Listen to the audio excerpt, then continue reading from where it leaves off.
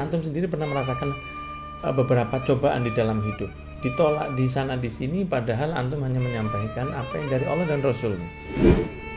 Yang pertama, tidak ada yang selamat dari lisan manusia. Introspeksi diri, rasanya menurut Quran dan Sunnah tidak ada salah. Ketemui dengan para beberapa habaib, dengan beberapa ulama. Habib, apakah saya salah? Tidak, kau tidak salah. Kiai, saya salah? Enggak, kau tidak salah. Allah, tawakal Allah. Nah,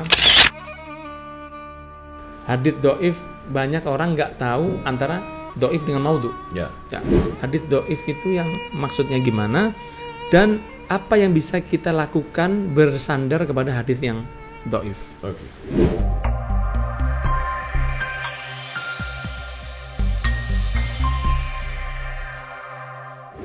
Antum kan pernah cerita ke kita bahwa pertama itu antum waktu ngajar dulu ya, waktu antum pulang dari Mesir itu kata antum dulu pernah cerita sama kita bahwa yang hadir selain kalau sekarang kita ribuan Ustaz, antum Masya Allah, kemarin kita di Darul Nuqawah Dakwah luar biasa, di Habib Taufik juga luar biasa, di Masjid Ampel sampai seperti itu, dan di kajian-kajian kita, dan kita tahu di YouTube anak pernah ikut sama antum ke Pontianak juga seperti itu luar biasanya. Awalnya Ustaz, kata Bang Hendri bahwa yang hadir antara orang dengan tiang masjid, lebih banyak tiang masjid. Benar gitu Ustaz ya?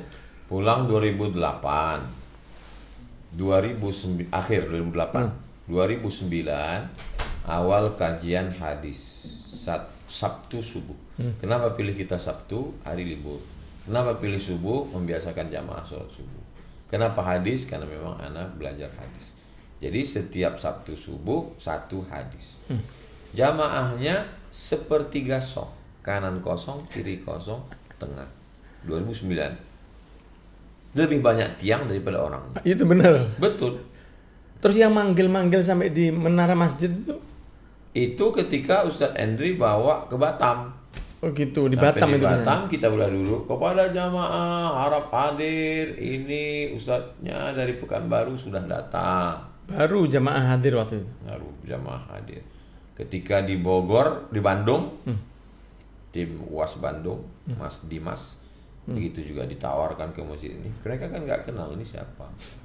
Padahal udah ada LC-nya terakhir ya. Ya, jadi ketika nanti adik-adik kita pulang mengeluh tentang berbagai macam kesulitan, kita tinggal menjawab, I was there. I was there, Ustaz Lukman itu ya. Iya. I was there. Ini sore udah mulai bahasa Inggris tambah lancar Ustaz. Iya. Ustaz, kita tahu bahwa antum sering mendapat cobaan ya, dan itu juga terjadi kepada Rasul. Dakwahnya Nabi mendapatkan cobaan, dan rata-rata dai itu diberi cobaan. Rasul yang ikhlasnya seperti itu dilempar batu, difitnah, dilempar kotoran, sempat pernah akan diludahi walaupun nggak kena, dan diusir setelah 13 tahun berdakwah dengan bil hikmati wal mau'izatil hasanah. Dan antum sendiri pernah merasakan beberapa cobaan di dalam hidup, ditolak di sana di sini, padahal antum hanya menyampaikan apa yang dari Allah dan Rasulnya. Yang paling antum bisa ambil pelajaran dari antum ditolak, seperti waktu anak lihat antum ditolak di Hong Kong ya, ditolak juga di Singapura, ditolak di beberapa tempat. Padahal mereka yang ngundang antum ini benar-benar berharap mendapatkan ilmu dari antum sendiri. Apa yang bisa antum ambil Ustaz? Dari penolakan itu ternyata antum mendapatkan sesuatu. Oh, ini mungkin hikmahnya itu seperti ini. Kira-kira apa yang bisa supaya kita para mungkin ada dai atau ada asatid yang mungkin mereka di dalam dakwahnya tidak mudah diterima oleh orang lain, atau dia mungkin mendapatkan alasan-alasan sehingga diusir secara halus dari masjidnya atau ditolak. Apa kira-kira manfaat di balik itu yang mungkin bisa membuat motivasi buat kita semua Ustaz?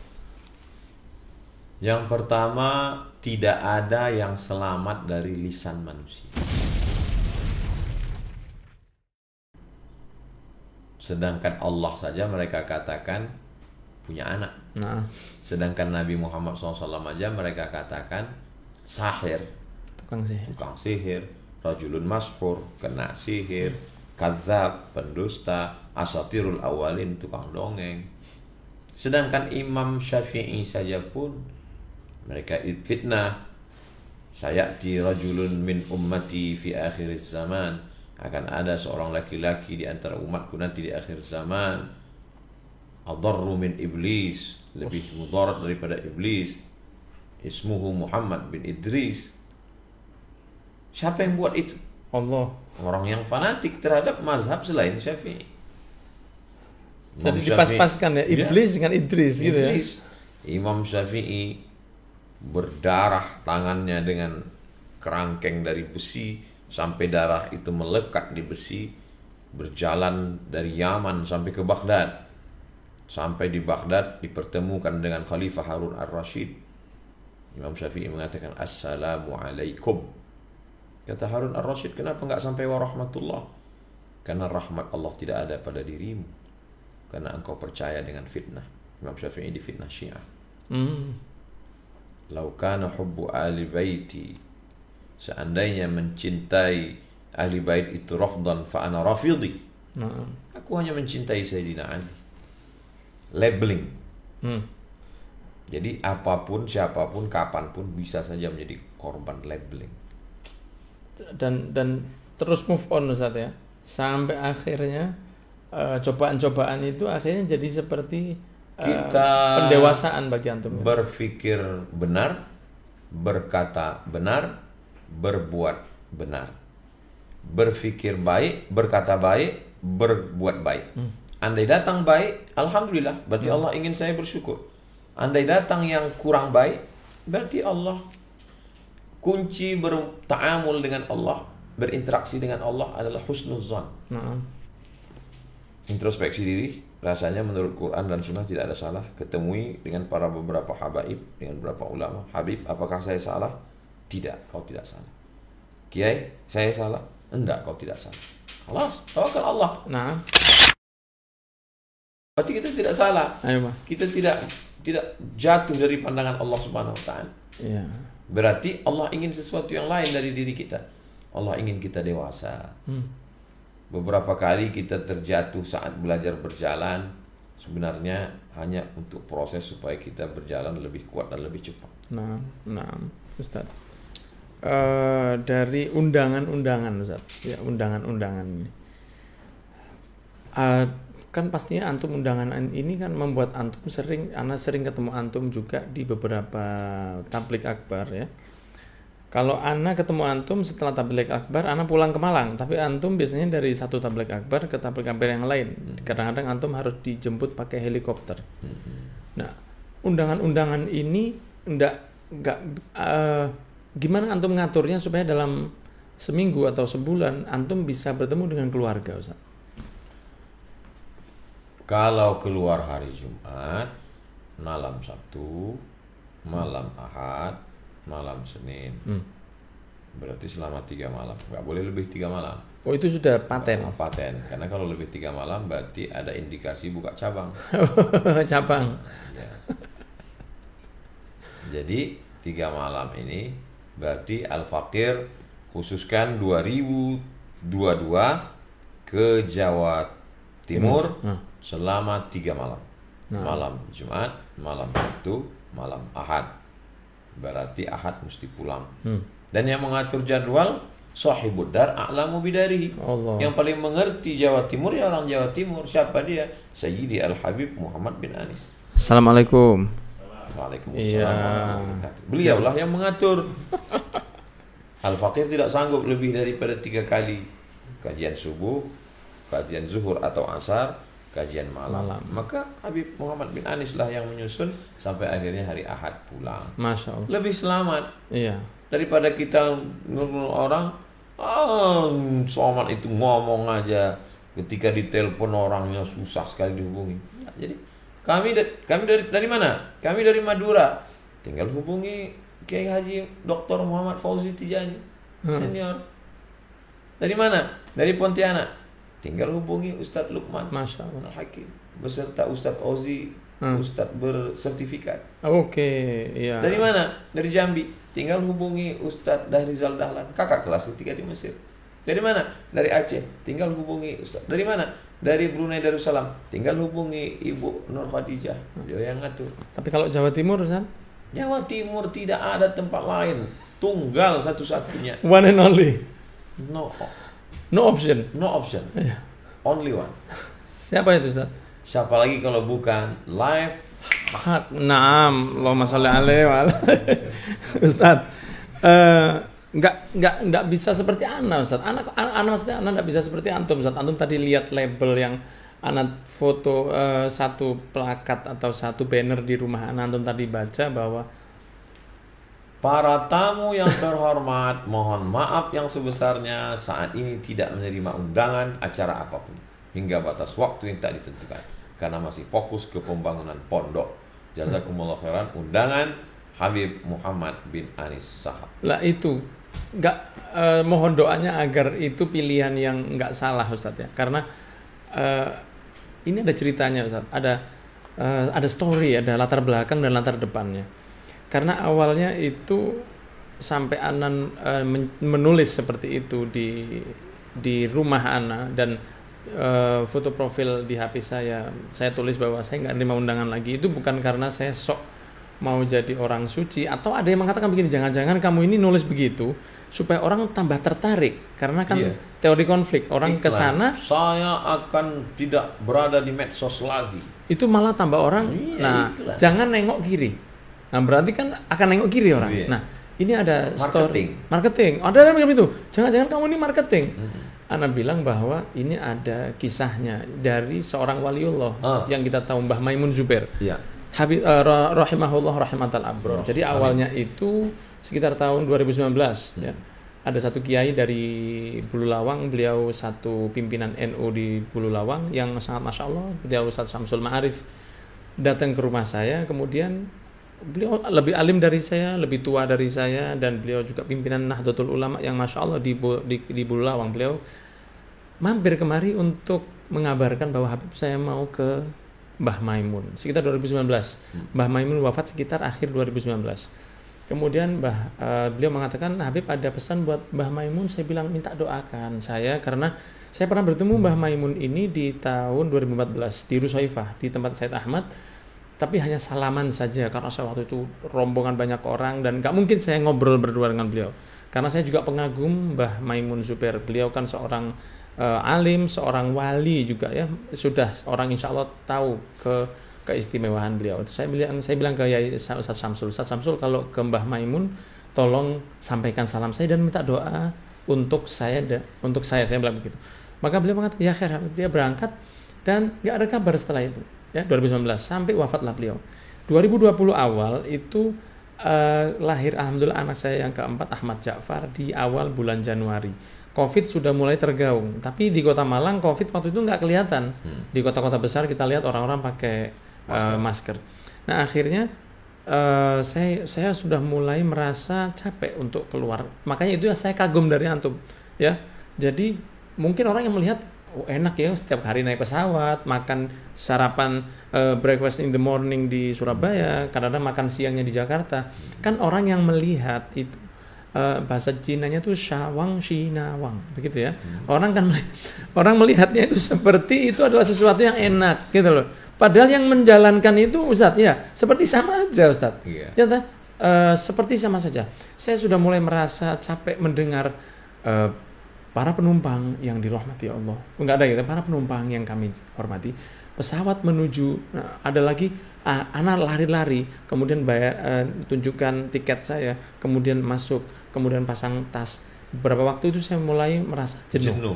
Ada jenuh di situ. Ya toh, karena memang sifatnya dunia seperti itu. Ini yang hostnya Ana, bukan antum, tapi ini kita kebalik akhirnya. Nah dari situ ada perasaan Ana ini pengen berhenti, diundang jauh, pengen berhenti. Dulu kan Ana tidak seperti antum. Pokoknya kalau Ana malam Ahad, Ana harus di rumah. Karena besok pagi insya Allah yang kita hadiri bersama antum itu kajian ayah saya sudah hampir 50 tahun. Dan ibu saya waktu itu pernah sedikit kecewa wajahnya ketika tahu, dia bilang ente nggak hadir kajian ayah ente. Ana bilang anak wakilkan ke orang lain yang lebih pintar dari anak. Ibu saya bilang nggak bisa. Mereka datang buat ente.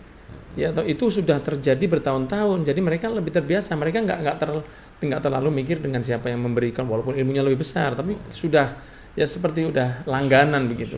Akhirnya saya kurangi. Cuman Sabtu Minggu saya harus ada, Sabtu Ahad saya harus ada di rumah. Ada mulai merasa pengen berhenti dari jauh. Cuman saya merasa bahwa ini yang diinginkan banyak asatid. Banyak ustadz itu berharap diundang. Sampai ada beberapa asatid itu yang ngomong ke jamaahnya, ente nggak undang ana. Sampai seperti itu, saking pengennya diundang. Yeah. Ya, saya pikir ketika saya diundang dengan undangan yang begitu Masya Allah, walaupun levelnya masih 11-12 dengan antum, 11 siang dengan 12 malam, jauh banget, baina sama wa sumur por, di mana antum, di mana saya, tapi itu ana rasa sudah mulai jenuh ana. Nah, ana pengen berhenti, takut kualat. Ya, pengen dakwah ini berhenti, anak ceramah di tempat jauh, anak pengen berhenti tapi anak takut kualat. Takutnya ketika dimudahkan kok inti nggak mau syukur. Nah, ada jawaban dari Mbah Maimun itu ketika tahun 2020 anak sudah pengen berhenti, tahu-tahu datanglah COVID. Terakhir waktu itu saya ke Medan, ke salah satu teman saya yaitu Habib Haikal Al-Idrus. Itu terakhir saya ke sana. 2020 pertengahan saya bertemu lagi dengan Ustadz Syamsul ini. Anak bilang, "Ustadz, gimana kabarnya Mbah Maimun?" Iya. Gimana kabarnya Mbah Maimun? Ana dulu kan minta antum pesan doa dan lain sebagainya. Yeah. Waktu itu di kajian dan dia mengatakan, Habib mohon maaf bahwa nggak bisa ini kita bicarakan di depan orang begini. Loh, itu mulai panas dingin anaknya. Karena kan pasti ada sesuatu yang khos. Akhirnya ana diajak masuk ke rumah satu teman, masuk ke rumah Ustadz Nasik waktu itu, kita masuk di dalam, mohon maaf Habib, saya mohon maaf. Ini orangnya akhlak sekali, luar biasa. Dia mengatakan mohon maaf Habib, waktu itu sudah saya sampaikan salam antum ke Mbah Maimun Zubair. Kemudian dia mengatakan, siapa itu? Mbah Maimun ada salam dari Muhammad bin Anis bin Syahab dari Malang. Beliau nggak tahu ana, cuman beliau diam sebentar, kemudian beliau mengatakan anaknya punya pondok. Langsung begitu, Mbah Maimun, ya toh, dari dimudahkannya beliau mengetahui sesuatu yang sifatnya di luar nalar manusia, dia tahu bahwa saya punya pondok lewat kabar dari Allah, insya Allah seperti itu. Dia mengatakan anaknya punya pondok, ya. Sambil tersenyum Mbah Maimun mengatakan, iya, tapi pondoknya ditinggal terus. Wah, waktu ngomong begitu tuh rasanya ditusuk hati anak, Ustaz. Itu karomah dari seorang wali, ya. Beliau sudah wafat, tapi nasihatnya masih masuk dan merubah pola pemikiran seseorang. Dari saat itu saya mengatakan, oh kalau gitu memang saya sudah waktunya untuk mengeram atau mengeram telur yang ada di kandang saya atau anak-anak santri. Dari situlah saya semakin mantap untuk sementara saya tidak menerima undangan seperti itu. Itulah curhatan anak, Ustaz. Antum jadi host barusan ini. Sekarang kembali ke anak lagi. Terakhir, Ustaz. Itu curhatan anak, Ustaz, ya, sehingga kepada mungkin yang teman-teman yang ada pengen ngundang atau apa, saya yang terus saya tolak itu bukan karena saya yang sok nggak butuh, tapi memang ada kabar, ada peringatan, pesan langit. Jadi sayang sekali kalau pondok. Dan beliau mengatakan jangan disampaikan ke anak itu tadi. Beliau nggak tahu saya siapa. Cuma Mbah Maimun ini mengatakan jangan disampaikan ke Muhammad bin Anis itu. Jangan disampaikan, itu Habib, jangan disampaikan. Beliau kan sangat beradab sekali kepada dzurriyyah Rasul. Makanya Habib saya tidak berani menyampaikan ke antum sampai beliau wafat. Beliau wafat baru ana sampaikan sekarang. Itulah yang membuat ana rasa sudah waktunya. Itu seperti itu. Terakhir, Ustaz. Oke, ini ada yang perlu kita pahami untuk pemirsa tentang hadis palsu. Ya toh, apakah kan banyak pemahaman orang hadis dhaif itu adalah sesuatu hadis yang langsung ditolak. Iya. Hadis dhaif banyak orang nggak tahu antara dhaif dengan maudhu. Ya. Di akhir podcast kita ini mohon diberi pengetahuan hadis dhaif itu yang maksudnya gimana dan apa yang bisa kita lakukan bersandar kepada hadis yang dhaif. Oke. Hadis sahih syaratnya 5. Yang pertama ittisalus sanad, sanadnya bersambung. Imam Bukhari meriwayatkan dari Abdullah bin Maslamah, meriwayatkan dari Malik bin Anas, meriwayatkan dari Abu Zinad, meriwayatkan dari Al-A'raj, meriwayatkan dari Abu Hurairah, meriwayatkan dari Sayyidina Maulana Muhammad SAW. Allahumma shalli alaihi. Kalau putus sanadnya di bawah, maka disebut dengan hadis mu'allaq. Kalau putus sanadnya di atas, maka hadis disebut dengan hadis mursal. Kalau putus sanadnya di tengah, 2 berurutan, disebut dengan hadis mu'dhal. Kalau bukan mu'dhal, bukan mursal, bukan mu'allaq, berarti hadis munqati. Ini cacat pada sanad, maka dia menjadi dhaif. Tapi dhaif bukan maudhu. Dia disebut dengan hadis maudhu, hadis palsu, ketika periwayatnya itu adalah kadzabun yadha'ul hadis. Seorang pendusta yang membuat-buat hadis. baru dia hadis palsu. Maudhu. Jadi kalau hadis maudhu, contoh al-bazinjan syifa'un min kulli da, terung obat dari segala macam penyakit. Yang buat siapa? Yang jual terung. Yang buat hadis itu siapa? Kadzabun yadha'ul hadis, pendusta. Jadi kalau kita generalisir secara umum, semua hadis dhaif sama dengan hadis maudhu, kita zalim. Karena hadis yang putus pada sanad, dia bukan hadis palsu. Berapa banyak hadis yang diriwayatkan oleh tabi'in tanpa menyebutkan sahabat Nabi. Imam Al-Hasan Al-Basri, lalu kemudian Imam Ibnul Musayyib, Imam Muhammad bin Idris Asy-Syafi'i menerima hadis mursal sebagai hujjah kalau yang meriwayatkannya Ibnul Musayyib. Kenapa? Lianna Ibnul Musayyib la yarwi illa an siqah. Karena dia hanya meriwayatkan hadis dari periwayat yang siqah. Maka mustahil dia putus sanadnya. Syarat yang kedua hadis sahih adalah rawinya adil, menjauhi dosa besar, menghindari dosa kecil. Jadi tidak serta-merta kalau ada rawi itu yang kurang adil lalu hadisnya menjadi palsu, kecuali periwayat itu sangat-sangat pendusta, pembohong, penipu, membuat hadis palsu, baru disebut. Yang ketiga, hadisnya periwayatnya dhabit, kuat ingatan. Jadi kalau hanya sekedar fuhsul ghalat, banyak salah, mukhtalid setelah dia tua pikun, maka hadisnya tidak palsu, hanya sekedar dhaif saja. Yang keempat, salamatun minasyudzuz, tidak bertentangan dengan riwayat lain. Syudzuz mukhalafatu thiqah liman huwa awsaq minhu, seorang periwayat yang terpercaya riwayatnya bertentangan dengan awsaq yang lebih thiqah, maka hadis itu dhaif tapi bukan palsu. Lalu kemudian yang kelima adalah salamatun minal illah. Illah, cacat, maksudnya sababun khafiyun yaqdah sihhatal hadis. Ada sebab yang kecil yang menyebab hadis itu tidak sahih, tapi dia bukan palsu. Jadi tidak boleh disamakan hadis palsu dengan hadis dhaif. Makanya kata Imam An-Nawawi, Imam Muhyiddin, Abu Zakaria, Yahya bin Imam Muhyiddin, Abu Zakaria, Yahya bin Sharaf An-Nawawi, meninggal tahun 676. Ajma'al ulama'u ala jawazil amali bil hadis dhaif. Ijma' ulama boleh beramal dengan hadis dhaif, tapi tentu ada syarat dan ketentuan berlaku. Maka dijelaskan oleh Imam Jalaluddin Abdurrahman As-Suyuti, meninggal tahun 911 Hijrah, dalam kitab Tadribur Rawi Syarah Taqrib An-Nawawi. Penjelasan Imam Nawawi tadi disyarah oleh Imam Suyuti. Boleh meriwayatkan hadis dhaif kalau syaratnya 5. Yang pertama, bukan dalam masalah akidah. Yang kedua, bukan menjadi dalil untuk penetapan hukum halal haram. Yang ketiga, tidak ada periwayatnya yang kadzab. Karena kalau periwayatnya kadzab, berarti hadisnya maudhu, palsu. Yang keempat, masih bernaung di bawah hadis sahih. Begitu. Yang kelima, untuk fadail a'mal. Banyak sekali hadis-hadis dhaif yang bukan palsu. Allahumma barik lana fima razaqtana wa qina azabannar, hadis dhaif. Allahumma laka sumtu wa ala rizqika aftartu, hadis dhaif. Utlubil ilma walau bisin, hadis dhaif. Awaluhu rahmah, awsatuhu maghfirah, akhiruhu 'itqun minan nar, hadis dhaif. Jadi banyak sekali hadis dhaif. Nah, hadis-hadis dhaif tadi itu bisa dipakai untuk memotivasi seseorang untuk semakin beramal, fadailul amal gitu ya. Utlubil ilma walau bisin, tuntutlah ilmu walau ke negeri Cina. Lalu kemudian langsung tegak satu orang, Ustaz, jangan sampaikan itu hadis dhaif. Emang masalah buat lo? Iya. Hadis dhaif emang kenapa?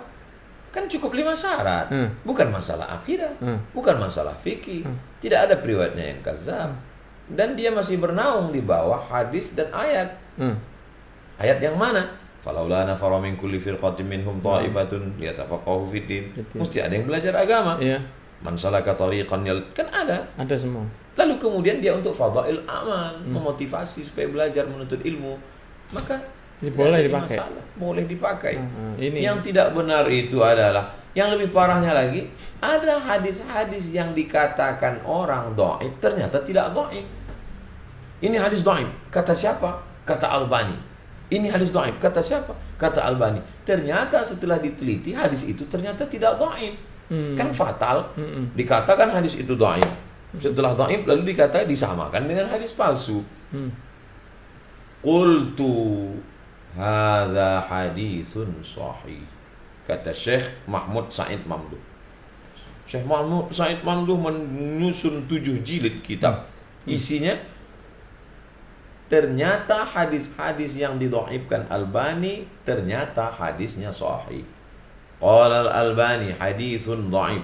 Qultu, kata Syekh Mahmud Said Mamduh, kukatakan sebenarnya hadis ini adalah sahih bi jami'i turuqihi syawahidihi wa mutaba'atihi. Syekh Albani meneliti satu sanadnya lalu dia katakan dhaif dari satu sanad. Padahal hadis itu jalur periwayatannya boleh jadi dari satu jalur dhaif, tapi dari jalur ini, jalur ini, jalur ini, jalur ini. Makanya ada istilah irtaqat darajatuhu minal haditsis dhaif ila haditsil hasan. Contoh tentang mengangkat tangan. Subhana rabbika rabbil izzati amma yasifun wa salamun alal mursalin walhamdulillahi rabbil alamin. Hadis itu memang dhaif, tapi karena jalurnya banyak maka derajatnya naik menjadi hadisun hasan. Bukan kata Abdul Somad. Yang ngomong begitu Al-Hafiz Ibnu Hajar Al-Asqalani dalam kitab Bulughul Maram min Adillatil Ahkam. Dijelaskan kitab itu oleh Imam As-San'ani dalam Subulus Salam. Jadi tidak bisa menetapkan satu. Maka ada istilah sahihus sanad dengan sahihul isnad. Ketika semua jalur ini sahih, maka si ahli hadis mengatakan ada sahihus sanad. Tapi kalau hanya satu jalur saja, maka dia katakan hadis ini dhaif. Maka dia mesti mengatakan isnadu hadzal hadis dhaif. Satu jalur.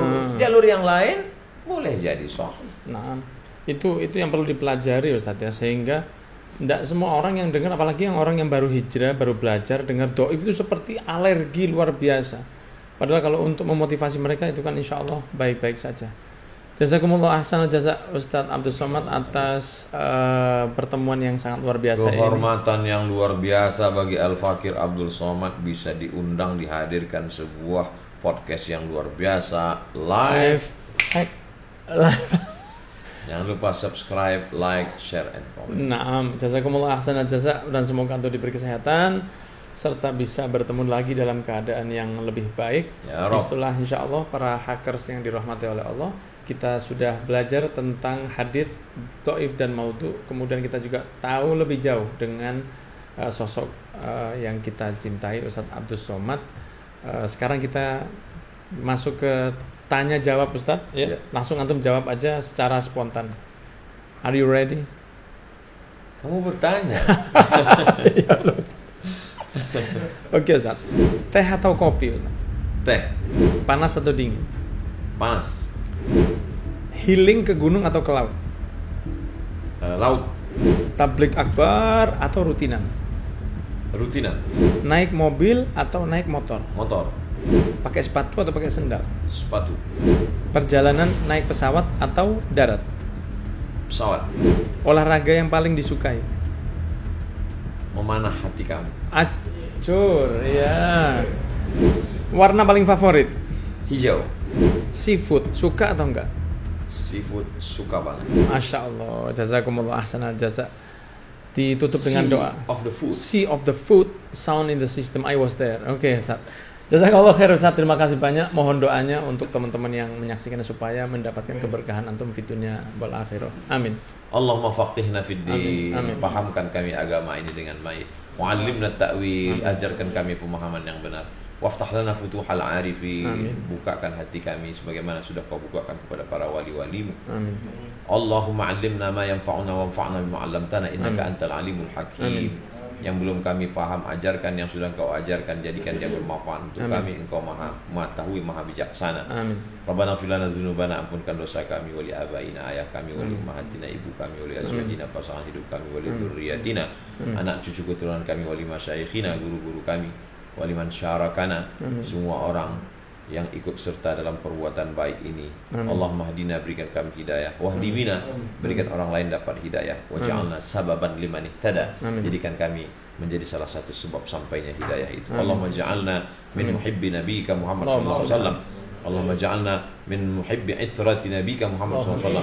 Jadikan kami pencinta Nabi Muhammad, jadikan kami pencinta zuriat keturunan Rasulullah sallallahu alaihi wasallam. Allahumma jama'na wa iyyakum ma habibil Mustafa fi jannatikal ula. Satukan kami di surga Jannatul Firdaus bersama Sayyidina Muhammad sallallahu alaihi wasallam. Bijahi nabika Muhammad wa bisirril Fatihah. A'udzu billahi minasyaitonir rajim. Bismillahirrahmanirrahim. Alhamdulillah rabbil alamin. Arrahmanir rahim. Maliki yaumiddin. Iyyaka na'budu wa iyyaka nasta'in. Ihdinas siratal ladzina an'amta 'alaihim ghairil maghdubi 'alaihim. Rabbana taqabbal minna innaka antas samiul 'alim wa tub 'alaina ya maulana innaka antat tawwabur rahim. Sallallahu ala sayyidina Muhammadin wa ala alihi wa sahbihi wasallam. Walhamdulillahi rabbil alamin. Jazakallahu khair. Assalamualaikum warahmatullahi wabarakatuh.